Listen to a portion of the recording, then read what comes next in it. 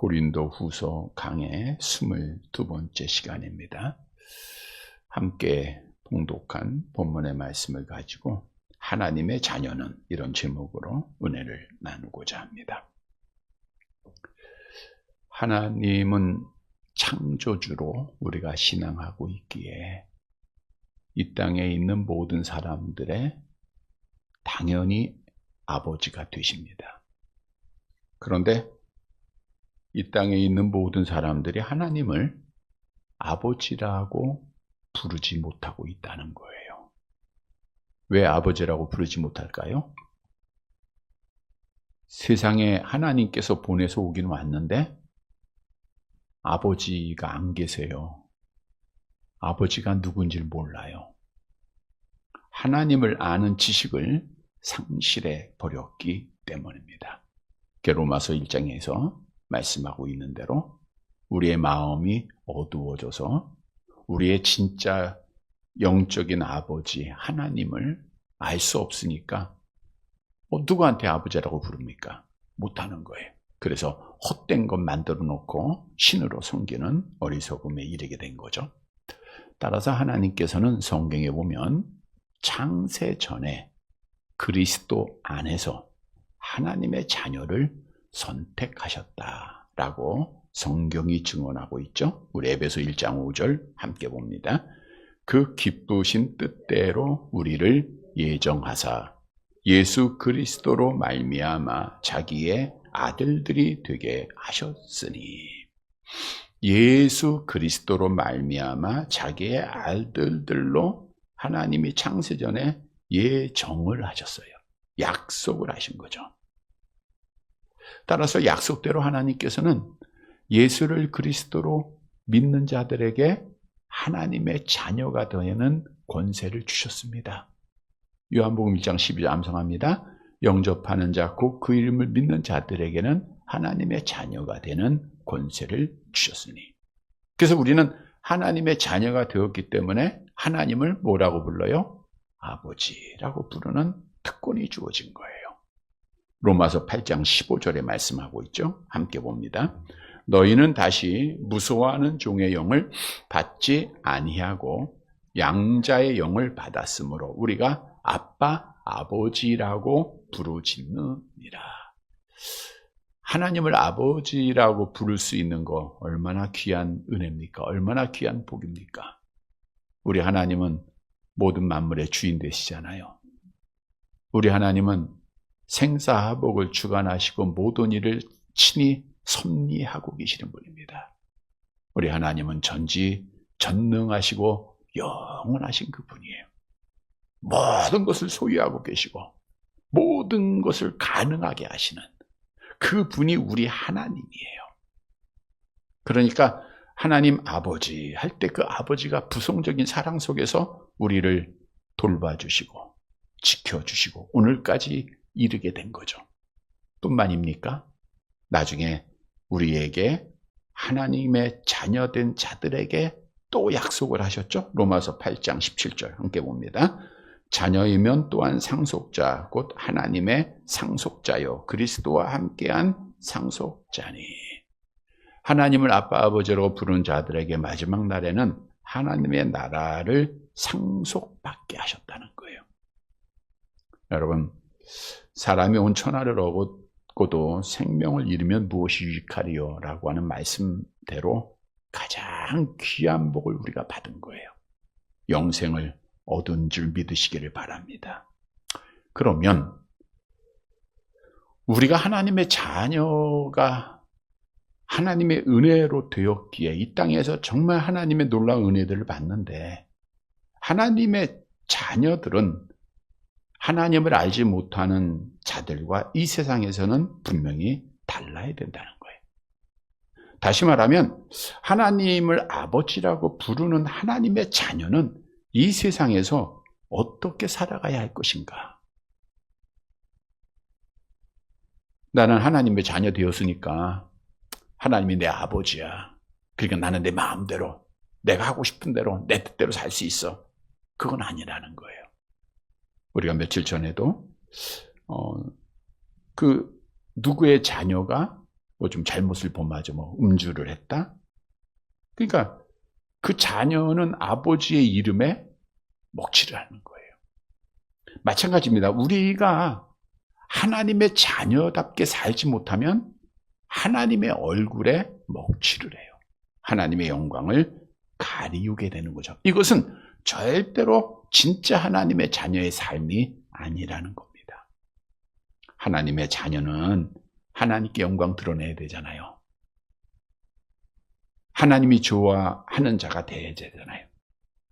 따라서 이 땅에 사는 동안 하나님의 자녀로서 우리가 사는 것이 매우 중요합니다.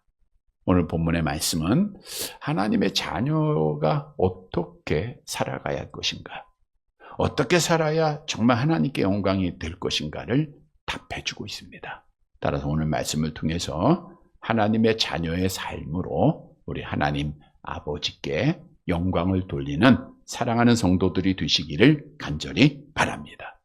첫째 대지로 하나님의 자녀는 더러운 곳에서 자신을 깨끗하게 해야 됩니다. 본문 1절 말씀 보도록 할게요. 1절 같이 봅니다. 그런즉 사랑하는 자들아, 이 약속을 가진 우리는 하나님을 두려워하는 가운데서 거룩함을 온전히 이루어 육과 영의 온갖 더러운 것에서 자신을 깨끗하게 하자.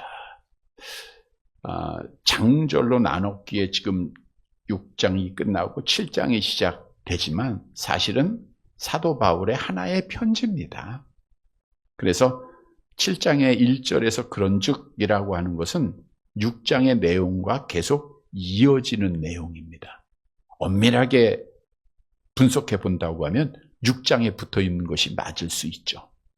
그런즉 6장 14절 이하의 사도 바울이 믿음을 지키기 위해서 너희들은 믿지 않는 자와 멍에를 같이 하지 말라. 의와 불법이 어찌 함께 하면 빛과 어둠이 어찌 사귀며 그리스도와 벨리알이 어찌 조화되며, 이런 말씀을 쭉 하셨죠. 하나님의 성전과 우상이 어찌 일치가 돼. 너희들은 구별된 하나님의 성전이라고 하는 말씀을 미리 하셨어요. 그런즉, 자, 우리는 하나님의 성전입니다. 그런즉 사랑하는 자들아, 사도 바울이 고린도 교회에 편지를 보내면서 사랑이라고 하는 단어를 씁니다. 그러니까 바울은 진정으로 고린도 교회 성도들을 사랑했다는 거죠. 근데 그 사랑은 막연한 사랑이 아니에요. 사랑에 대한 정의를 고린도전서 13장에도 누가 했어요? 사도 바울이 한 거예요. 그 사랑을 고린도 교회에 향하고 있는 거예요. 그 다음에 이 약속을 가진 우리는, 이 약속, 여기서 약속이 뭔가? 고린도 후서 6장 18절 말씀의 약속입니다. 우리 6장 18절 함께 볼게요. 너희에게 아버지가 되고 너희는 내게 자녀가 되리라. 전능하신 주의 말씀이니라 하셨느니라. 너희에게 하나님의 아버지가 되고 너희는 내 자녀가 되리라. 그러니까 하나님의, 전능하신 하나님이 약속하신 거예요. 그러니까 약속에 따라서 하나님의 자녀가 됐다 그거예요. 너희가 하나님의 약속에 따라서 천국 백성이 됐다 그거예요. 그러면 하나님의 약속대로 하나님의 자녀가 된 자는 어떻게 해야 되는가? 오늘 본문 계속 볼게요. 1절. 하나님을 두려워하는 가운데서 그랬어요. 하나님을 두려워할 줄 알아야 돼요. 하나님을 두려워한다는 것은 하나님을 경외하는 거죠. 하나님 무서워하는 거죠. 우리가 주일 저녁에 하나님의 공의에 대해서 말씀드리고 있는데 그 공의의 하나님을 보면 정말 하나님 무섭습니다. 우리가 하나님을 무서워야 하나님 앞에 참 예배를 드릴 수 있죠.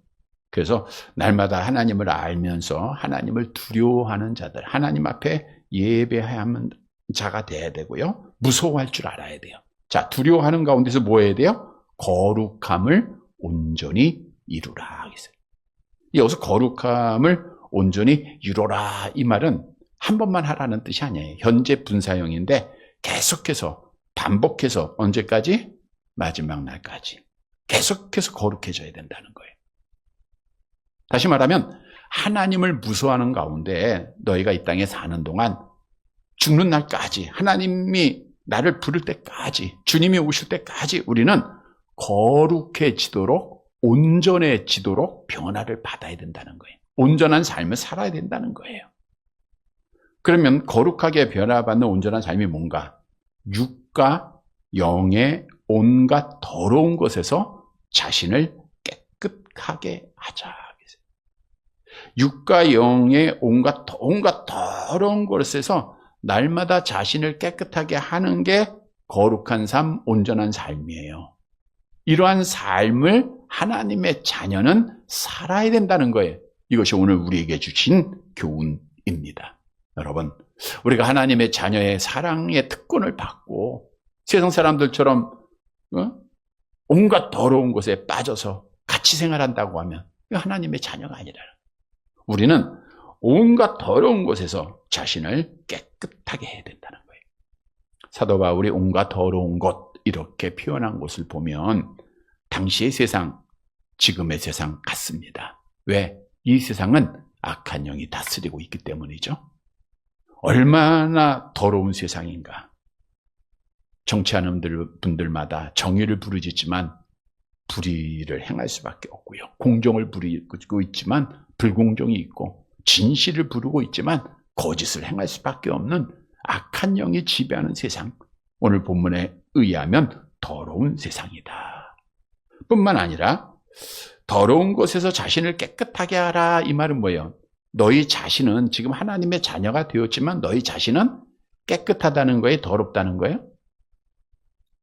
자, 하나님의 자녀가 돼서 완전히 깨끗해요. 하얀색이에요. 그러면 사도 바울이 이 말씀을 권면한 이유가 있을까요? 없을까요? 없죠. 너희가 더럽다는 거예요.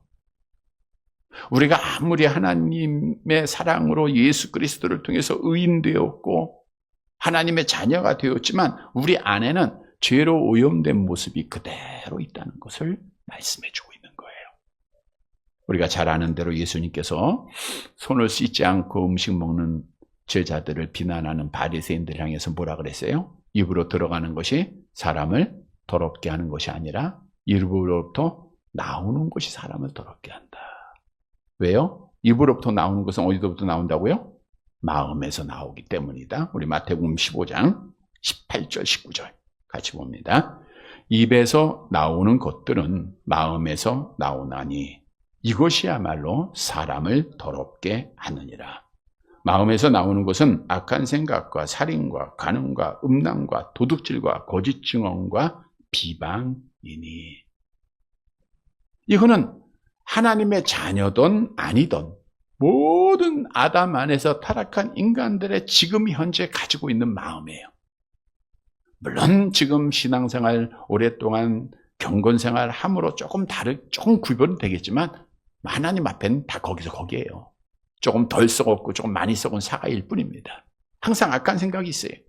살인이 있고 간음이 있고 음란이 있고 도둑질이 있고 욕심이 있고 거짓이 있고 증언이 있고 비방이 있고. 그런데 갈라디아서 5장 19절에 이렇게 말씀하고 있는 대로 이렇게 육체의 소욕에 따라 행하는 자들은 결국 뭐라 그랬어요? 하나님의 나라를 유업으로 받지 못한다 그랬잖아요. 그래서 오늘 사도 바울이 온갖 더러운 곳에서 너희가 자신을 깨끗하게 하라는 거예요. 하나님의 자녀는 깨끗해져야 되는데 그 깨끗함은 뭐예요? 매일매일 깨끗한 삶을 매일매일 살아가는. 그걸 우리가 신학적으로 성화라 그래요. 성화. 성화라고 하는 것은 거룩하게 변화받는다. 거룩한 삶을 살아간다라는 뜻이잖아요. 우리는 지금 성화되는 단계에 있잖아요. 그 말씀한 거예요. 온갖 더러운 곳에서 자신을 깨끗하게 매일매일 하라. 온전한 삶을 살아라. 이것이 매일매일 성화되어야 한다. 너희 구원을 날마다 이루라. 이런 말씀이죠. 자, 그러면 이 더러운 것이 우리의 말로 행동으로 나타나는 것이 어디서부터 나온다고요? 마음에서 나온다. 그러니까 우리가 마음을 잘 다스려야 돼요. 먼저는 성경도 증언하죠. 잠언서 4장 23절 함께 봅니다. 모든 지킬 만한 것 중에 더욱 내 마음을 지키라. 생명의 근원이 이에서 남이라. 그 마음을 어떻게 지켜야 돼요? 뭐로 지켜야 돼요? 성령으로 지켜야죠. 하나님의 영, 예수의 영, 성령이 내 안에 충만해야 됩니다. 그래서 우리는 이렇게 기도해야 돼요. 시편 51편 10절 함께 봅니다. 하나님이여 내 속에 정한 마음을 창조하시고 내 안에 정직한 영을 새롭게 하소서. 하나님이여 내 안에 정직한 마음을 창조해 주시고, 이게 뭐예요? 각종 더러움을 이기기 위해서는 성령이 나를 지배해야 된다는 거예요. 그래서 성령의 지배를 받게 되면 갈라디아서 5장 16절 같이 봅니다. 내가 이르노니 너희는 성령을 따라 행하라. 그리하면 육체의 욕심을 이루지 아니하리라. 그래서 우리는 날마다 하나님 앞에 기도해야 됩니다. 하나님, 나에게 정직한 영을 새롭게 하시고 성령으로 충만하게 하옵소서. 그러면 온갖 더러운 유혹으로부터 우리를 지켜갈 수 있습니다.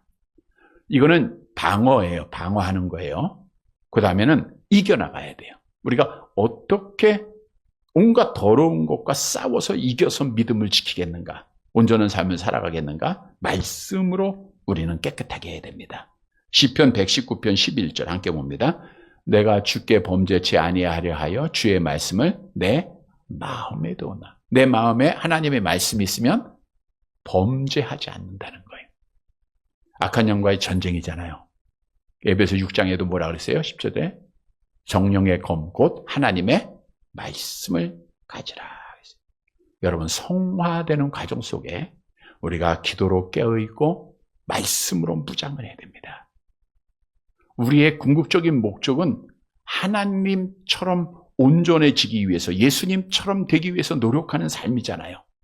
우리 마태복음 5장 48절 암송해 볼까요? 그러므로 하늘에 계신 너희 아버지의 온전하신 것 같이 너희도 온전하라. 그래서 성경은 디모데후서 3장 16절에 기록하고 있는 대로 하나님의 사람을 온전하게 합니다. 그래서 17절 말씀해 보면 뭐예요? 이는 하나님의 사람을 온전하게 하며. 뭐가? 성경이. 그러니까 우리가 성경이 없으면 우리는 하나님의 자녀답게 못 사는 거예요. 여러분, 그래서 우리가 성경을 매일 읽어야 되고 묵상해야 되고 봐야 됩니다. 우리가 지난 주일에도 성경을 우리가 구원에 완성하는데, 이루게 하는데 베드로전서 2장 2절을 인용했지만 날마다 우리가 사모해야 돼요. 성도 여러분, 하나님의 자녀는 달라야 됩니다. 온갖 더러운 것에서 자신을 깨끗하게 지켜야 되는데, 이것이 온전한 삶인데, 온전하라는 것은 계속해서 온전해져야 된다. 계속해서 매일매일 성화돼야 돼요. 오늘보다 내일이 하나님 앞에 가까이 나아가야 됩니다. 성화돼야 돼요. 어제보다 오늘이 예수님의 모습을 조금은 더 닮아가야 돼. 이게 하나님의 자녀예요. 그래야 우리의 삶을 통해서 하나님께 영광이 되는 거예요. 오늘 말씀을 꼭 기억하고 하나님의 자녀다라고 하는 어떤 단순한 믿음, 이거 감사해야죠. 근데 더 중요한 것은 이 땅에서 정말 매일매일 온전한 삶, 온갖 더러운 것에서 자신을 지키고, 그래서 하나님께 영광을 돌리는 사랑하는 성도들이 되시기를 간절히 바랍니다. 두 번째로, 하나님의 자녀는 사람을 정죄하지 말아야 됩니다. 본문 2절 말씀 보도록 할게요. 같이 봅니다. 마음으로 우리를 영접하라. 우리는 아무에게도 불의를 행하지 않고 아무에게도 해롭게 하지 않고 아무에게도 속여 빼앗은 일이 없노라. 마음으로 우리를 영접하라. 마음으로 영접하지 않았다는 거죠. 내가 너희를 사랑하는 마음을 가진 것처럼 너희도 사랑으로 마음을 열어라라는 거예요. 이들이 열지 못한 이유가 뭘까요? 그 다음 내용을 보세요. 사도 바울이 지금 고린도 교회에 편지하면서 이렇게 얘기해요. 우리는, 여기서는 나는이에요. 나는 불의를 행하지 않았고 해롭게 하지 않고 속여 빼앗은 일이 없다. 왜 뜬금없이 이 말을 하죠? 왜냐하면 사도 바울이 떠난 이후에 이 거짓 사도들이 들어와서 사도 바울을 향하여서 거짓말을 많이 만들어놨습니다. 그러니까 고린도 교회의 성도들에게 야, 바울이 행한 건 불의를 행한 거야. 너희를 해롭게 했어. 예루살렘 교회의 연보를 착복을 했어. 이렇게 거짓된 소문을 유포한 거예요. 그것을 디도를 통해서 사도 바울이 고린도 교회의 소문을 듣게 됩니다. 그래서 고린도 후서 7장에서 편지하면서 나는 너희에게 불의를 행하지 않았고 아무도 해롭게 한 일이 없고 아무에게도 속여 빼앗은 일이 없다. 너희의 배척을 받을 만한 일을 한 적이 없다. 결백하게 자신을 변호하고 있잖아요. 우리가 아는 대로 사도 바울은 정말 불의행하지 않았잖아요. 해롭게 했습니까? 이롭게 했지? 그가 언제 헌금을 착복했습니까? 그래서 나중에 헌금 전달할 때도 자기가 하지 않았잖아요. 같이 동행만 했지. 그는 손수 텐트를 만드는 일을 통해서 선교 자금도 스스로 자비량으로 했잖아요. 온갖 마음을 다해서 했는데 이렇게 소문이 나는 거예요. 이 말씀을 잠깐 생각을 하면서 들은 것이 야, 이게 누구의 말을 듣느냐, 이게 참 중요하다. 우리 인간은 연약하기 때문에 내가 누구의 말을 듣느냐. 부정적인 사람의 말을 들으면 나도 부정적이 된다. 긍정적인 사람의 말을 들으면 내가 긍정적이 된다. 거짓된 말을 계속해서 듣다 보면 그게 진리가 돼요. 진리가. 그래서 우리가 말을 잘 들어야 되겠다. 사도 바울은 화가 나죠. 인간인데. 그렇지 않습니까? 내가 어떻게 세운 교회고 어떻게 헌신했는데 알잖아요. 그런데 이런 소문이 나는 거예요. 사도 바울이 불의행하고 해하게 했고 헌금 도둑질했고 얼마나 분노합니까? 그런데 사도 바울이 뭐라 그래요? 3절 같이 봅니다. 내가 이 말을 하는 것은 너희를 정죄하려고 하는 것이 아니라 내가 이전에 말하였거니와 너희가 우리 마음에 있어 함께 죽고 함께 살게 하고자 함이라. 이 말을 하는 것은 너희를 정죄하려고 하는 것이 아니다. 그러니까 저들이 사도 바울을 정죄한 것과 사도 바울을 비난한 것은 죄악이다라는 거예요. 그러나 너희를 위해 너희. 그게 그 죄가 잘 됐다라는 게 아니라 내가 너희를 정죄하진 않는다. 내가 이전에 말하였거니와 너희가 우리 마음에 있다는 거예요. 자, 바울은 이미 고린도 교회를 혼란에 빠뜨린 자들, 자신을 비난하는 자들이죠. 정죄하지 않았어요. 고린도 후서 2장에서도 이미 말씀을 했습니다. 함께 볼게요. 5절 이하에.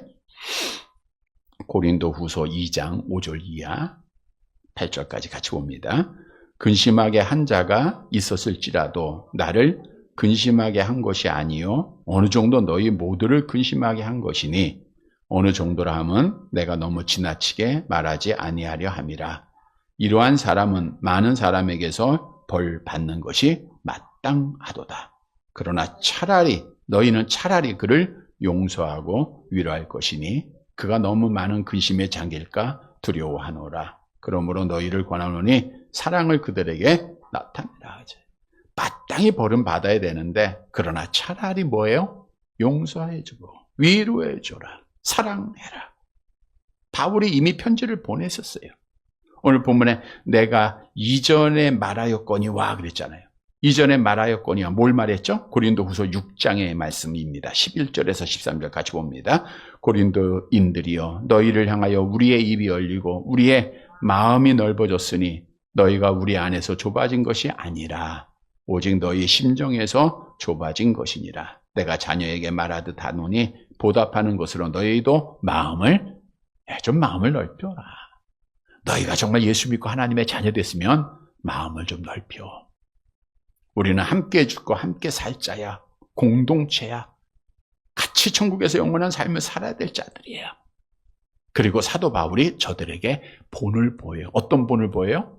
사도 바울이 예수 그리스도를 믿고 하나님의 자녀가 되고 하나님을 아빠 아버지라고 부른 후에 그는 모든 사람을 수용을 합니다. 다시 말하면 누구도 정죄하지 않았다는 거예요. 오늘 본문으로 가보니까 자기를 해하려고 하는 자들조차도 정죄하지 않고 그 죄는 지적했지만 너그러운 마음으로 그들을 용서하고 그들을 수용했다는 거예요. 얼마나 멋진 하나님의 자녀의 모습입니까? 따라서 오늘 우리에게 주는 교훈은 하나님의 자녀는요, 사람을 정죄하지 말라는 거예요. 죄는 미워하되 사람은 미워하지 말라, 이런 말이 있잖아요. 너무 배가 고파서 먹을 것을 도둑질했다 그래요. 도둑질이라고 하는 그 죄는 비난해야죠. 왜? 있어서는 안 되거든요. 근데 배가 고픈 사람을 미워해서는 안 된다는 거예요. 동성애는 미워해야 돼. 왜? 죄니까. 그러나 동성애자들은 우리가 미워해서는 안 돼요. 이상한 눈으로 봐서도 안 되고 그들을 위해서 정말 기도해주고 돌아오도록 해야 돼. 많은 사람 돌아왔어요. 여러분 간증들 보면 되잖아요. 돌아올 수 있는 일입니다. 마찬가지예요. 우리는 유대인들이 나쁜 것이 아니라 유대주의자들이, 그들이 예수님을 죽인 거예요. 근데 오늘날 더 무서운 것은 이 시대가 상대적 의에 빠져 있어요. 이 말은 뭐냐 하면 다른 사람을 정죄하고 죽이면 나는 의인 된다는 거예요. 나는 아닌 것처럼 돼. 그 모습이 뭐냐 하면 우리가 그 예수님이 요한복음 8장에 보면 간음 현장에서 이제 사람들이 잡아오잖아요. 여인을 잡아서 돌을 다 들고 치려서 죽이려고 했잖아. 그 뭐냐? 나는 돌을 들고 죽이는 자야, 심판하는 자야. 그러면 나는 간음죄를 졌다는 거야, 안 졌다는 거예요? 안 진 것으로 스스로 자기 의의를 나타내는 거예요. 근데 뭐라 그랬어요? 우리 예수님이 요한복음 8장 7절 함께 봅니다. 그들이 묻기를 맞이 아니하는지라 이에 일어나 이르시되 너희 중에 죄 없는 자가 먼저 돌로 치라 하시고. 죄 없는 자가 돌로 치라 하니까 양심의 가책을 받고 다 떠나잖아요. 이건 뭐예요? 자기의 죄를 느끼는 거예요. 예수님의 교훈에 의하면 마음의 음욕을 품는 것도 간음이라 그랬죠. 생각하는 것도 간음이라 그랬죠. 누가 죄에 앉은 자가 어디 있습니까? 그러나 예수님도 그 여인에게 이렇게 얘기했어요. 요한복음 8장 11절 함께 봅니다. 예수께서 이르시되 나도 너를 정죄하지 아니하노니 가서 다시는 죄를 범하지 말라 하시는. 죄는 미워하셨으니까 다시는 간음하지 말라 권면하시고 그 여인은 어떻게 했어요? 사랑으로 용서해 줬잖아요. 왜? 하나님의 아들이니까. 우리에게 본을 보인 거예요. 여러분, 모든 사람이 정죄하고 죽이려고 달려드는 지금 이 모습들, 누가 조금만 잘못하면 막 돌을 들어 치려고 해요. 하나님의 자녀는 달라야 됩니다. 왜냐하면 하나님께서는 이미 우리의 1만 달란트나 되는 그 모든 죄를 다 용서해 주었기 때문에 그래요. 내가 이해하지 못할 것, 또 나하고 직접적으로 된 것도 아니에요. 그러나 직접적으로 사도 바울처럼 그런 일을 당했다 할지라도 용서하지 못할 것, 사랑하지 못할 것 아무것도 없습니다. 우리 주님이 잘 아는 대로 100데나리온 그 친구 용서하지 못했을 때 뭐라 그러셨어요? 마태복음 18장 35절 함께 봅니다. 너희가 각각 마음으로부터 형제를 용서하지 아니하면 나의 하늘 아버지께서도 너희에게 이와 같이 하시리라. 뿐만 아니라 성경은 판단하는 사람이 같은 죄를 짓고 있다라는 것을 분명히 말하고 있어요. 로마서 2장 1절 함께 봅니다. 그러므로 남을 판단하는 사람아 누구를 막론하고 내가 핑계하지 못할 것은 남을 판단하는 것으로 내가 너를 정죄함이니 판단하는 내가 같은 일을 행함이라. 여러분, 우리는 시각각으로 죄를 범할 수밖에 없는 연약한 자들입니다. 따라서 하나님의 자녀는요, 먼저 내 죄를 돌아보는 거예요. 나의 부족함을 보는 겁니다. 나의 더러움을 깨닫는 겁니다. 그리고 오늘 사도 바울처럼 마음을 넓혀야 돼요.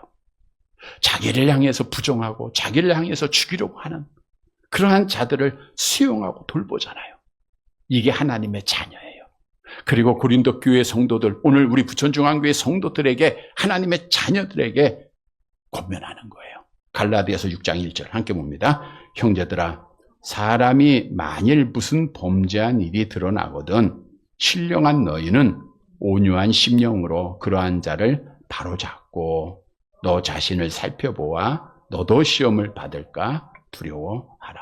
정죄하고 죽이는 자들이 아니라 판단하는 자들이 아니라 우리가 마음을 넓혀서 안아주는 자들이 되어야 돼요. 물론 죄는 미워야 되겠죠. 그게 하나님의 자녀가 해야 할 일입니다. 성도 여러분, 하나님의 자녀로서 마음을 넓히세요. 너그러운 마음으로 사람 정죄하지 말고 항상 나의 부족함을 돌아보는 성도들이 되시기를 간절히 바랍니다. 세 번째, 하나님의 자녀는 하나님께 기쁨이 돼야 돼요. 본문 4절 말씀 볼게요. 4절 같이 봅니다. 나는 너희를 향하여 담대한 것도 많고 너희를 위하여 자랑할 것도 많으니 내가 우리의 모든 환난 가운데서도 위로가 가득하고 기쁨이 넘치도다. 나는 너희를 위하여 담대한 것도 많다. 나 거침없이 자유롭게 지금 말하고 있는데 너희를 위하여 자랑할 게 참 많아. 너희는 나의 자랑이야. 너희는 나의 편지야. 그리고 나서 말하기를 내가 우리의 모든 환난 가운데서도 위로가 가득하고 기쁨이 넘쳤다. 여러분, 사도 바울이 얼마나 많은 영적 육적으로 환난을 당했습니까? 자, 고린도 교회의 예만 들어도 자기가 중상보력 안 하고도 당했잖아. 얼마나 괴로웠겠어요. 근데 그걸 뭐로 위로받고 어떻게 얘기했어요? 고린도 교회 성도들, 하나님의 자녀들을 통해서 위로받고 기쁨이 넘치게 된 거예요. 아이러니하죠? 어떤 사람들을 통해서는 환난을 받았지만 또 그 사람들을 통해서 위로를 받고 기쁨이 넘쳤다, 그 뜻이에요. 그래서 하나님의 자녀는 하나님께 늘 기쁨이 되는 삶을 살아야 돼요. 다른 사람을 위로하고 기쁨을 주는 자가 되어야 되는 거예요. 그게 하나님 앞에 기쁨이 됩니다. 그래서 우리는 늘 환난당한 자들에게 위로와 기쁨이 되기 위해서는 늘 그들을 위해서 먼저 기도해야 되겠죠. 야고보서 5장 13절에 보니까 너희 중에 고난당하는 자가 있느냐? 그는 기도할 것이요. 예루살렘 교회가 베드로가 환난당할 때 어떻게 했어요? 간절히 하나님께 기도하더라. 뿐만 아니라 중요한 겁니다. 왜 고린도 교회 성도들이 사도 바울에게 위로와 기쁨이 됐을까요? 교회가 막 혼란스럽고 거짓 사도들이 들어와서 성도들을 미혹하고 있음에도 불구하고 그들 중에 진짜 하나님의 자녀들은 뭘 하고 있어요? 믿음을 지켰다는 거예요. 믿음을 지켜가는 모습을 디도를 통해서 들은 거예요. 그러니까 그게 또 위로가 되고 기쁨이 되는 겁니다. 데살로니가전서 3장 7절 함께 봅니다. 이러므로 형제들아, 우리가 모든 궁핍과 환난 가운데서 너희 믿음으로 말미암아 너희에게 위로를 받았노라. 성도 여러분, 하나님의 자녀는 환난 당한 자들에게 위로와 기쁨이 돼야 되고 결국 하나님께 기쁨이 돼야 됩니다. 이런 삶을 살게 되기를 바랍니다. 말씀을 정리해 드립니다. 하나님의 자녀가 된 것, 하나님의 특별한 은혜예요. 그 권세 속에 우리가 지금 살아가는 거예요. 그러면 성도 여러분, 하나님의 자녀는 어떻게 살아야 되는가? 뭔가 달라야죠. 하나님 앞에 기쁨이 되기 위해서 어떤 삶을 살아야 되는가? 온갖 더러운 것에서 자신을 깨끗하게 해야 돼요. 사람을 정죄하지 말아야 돼요. 그리고 환난당한 자의 위로와 기쁨이 돼야 됩니다. 사랑하는 성도 여러분, 이러한 삶으로, 하나님의 자녀의 삶으로 우리 하나님께 영광을 돌리는 사랑하는 성도들이 되시기를 주님의 이름으로 간절히 바랍니다.